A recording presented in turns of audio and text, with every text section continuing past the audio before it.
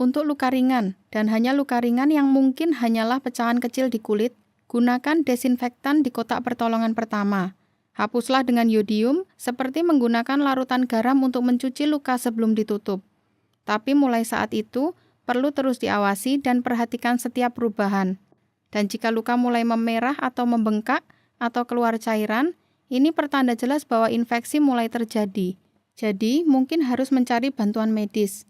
Untuk luka potong, cukup tempelkan plester dengan kuat.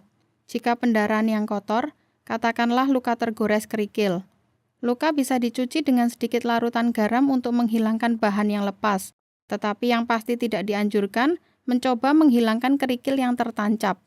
Jika tak lepas dicuci, luka perlu ditekan langsung. Tinggikan bagian luka untuk melindungi luka dan juga menghentikan pendarahan. Begitu terjadi pendarahan besar, yang diperlukan adalah kain kasa dan perban dan tekanan yang kuat. Ini benar-benar keadaan yang berbeda. Bukan pengendalian infeksi yang dikhawatirkan, tetapi menghentikan pendarahan. Yang dianjurkan sewaktu luka bakar adalah, jika ada bahan di sekeliling luka bakar yang bisa disingkirkan dengan aman, lakukanlah. Tetapi, apapun yang tampak tertancap atau dirasakan tertancap, diamkan. Situasi perlu dinilai, lalu perlu mengambil tindakan di luar cerita-cerita tahyul.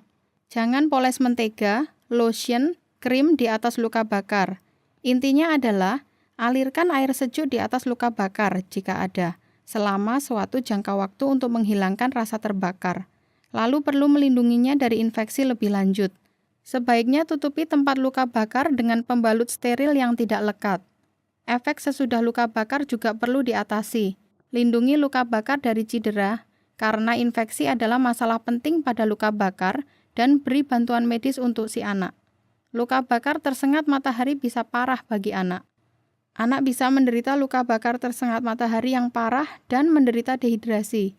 Jika anak menelan sejenis zat dan orang tua curiga terjadi keracunan, kita tak tahu zat apakah itu. Mungkin dari wadah tak berlabel yang disimpan di gudang atau lemari bertahun-tahun dan tak tahu pasti lagi zat apa itu. Diperlukan bantuan medis. Pusat informasi racun sangat membantu jika tahu zat apakah itu. Tapi, akan buang waktu sia-sia bila harus menelpon minta bantuan medis jika kita tak tahu zat apakah yang menyerang anak. Masalah seputar cedera kepala adalah, penanganan segera mungkin tak menunjukkan terjadi sesuatu yang parah. Sedangkan di bagian dalam tak dapat terlihat apa yang terjadi dengan tekanan di otak, pendarahan, segala yang lain yang mungkin telah berjalan terus yang disebabkan oleh peristiwa cedera, dan sebagai akibat pukulan pada kepala.